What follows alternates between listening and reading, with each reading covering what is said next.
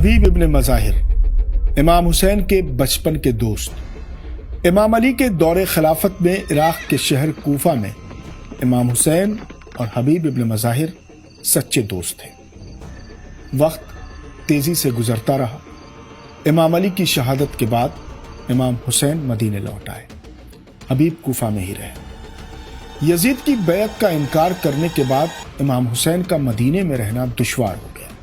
بالآخر 28 رجب سن 60 ہجری کو حسین ابن علی نے مدینہ چھوڑ دیا۔ 2 محرم سن 61 ہجری میں امام حسین کربلا پہنچے۔ رسول اللہ کے نواسے حسین ابن علی کو کربلا میں یزید کی فوج نے چاروں طرف سے گھیر لیا۔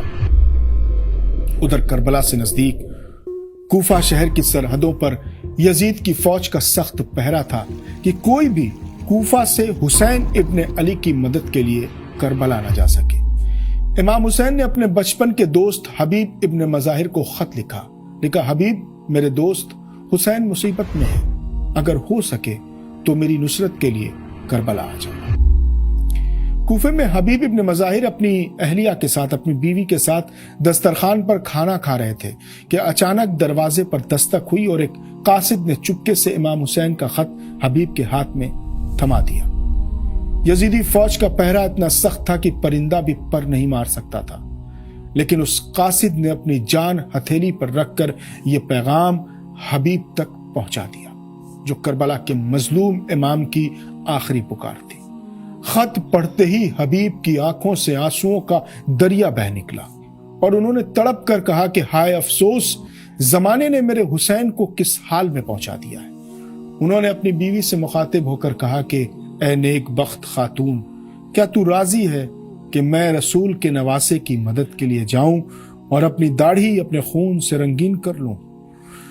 ان کی بیوی نے جواب دیا کہ اگر آپ نہیں گئے تو قیامت کے دن میں فاطمہ زہرا کو کیا منہ دکھاؤں گی۔ حبیب نے اپنی روانگی کو راز میں رکھنے کے لیے اپنے غلام کو پہلے ہی گھوڑے کے ساتھ شہر کے باہر بھیج دیا تاکہ کسی کو شک نہ ہو۔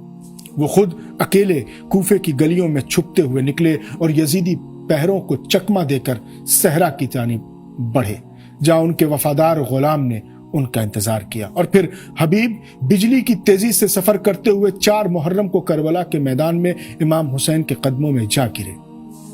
میدان کربلا میں حبیب کی آمد سے امام کے کنبے اور معصوم بچوں کے چہروں پر ایک امید جگی، اور امام حسین کی بہن سیدہ زینب سلام اللہ علیہا نے حبیب ابن مظاہر کو سلام بھیجا۔ حبیب سلام سن کر رونے لگے کہ ہائے تقدیر، آج رسول خدا کی نوازی مجھ جیسے معمولی گناہگار کو سلام بھیج رہی ہے۔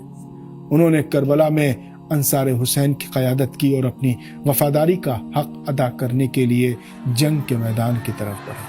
روز عاشور یعنی 10 محرم کو حبیب ابن مظاہر نے 80 سال کی عمر کے باوجود ایسی جنگ لڑی کہ یزیدی فوج کے پیر اکھڑ گئے، لیکن جنگ کے دوران حبیب گر گئے۔ کسی نے سر پر وار کیا تو دوسرے نے نیزہ مار کر انہیں زمین پر گرا دیا۔ زخمی حبیب گھوڑے سے گر پڑے۔ امام حسین ان کے قریب دوڑے۔ امام حسین نے زخمی حبیب کا سر اپنی گود میں رکھ لیا اور چاہا کہ حبیب کے جسم پر لگے تیروں کو نکالیں۔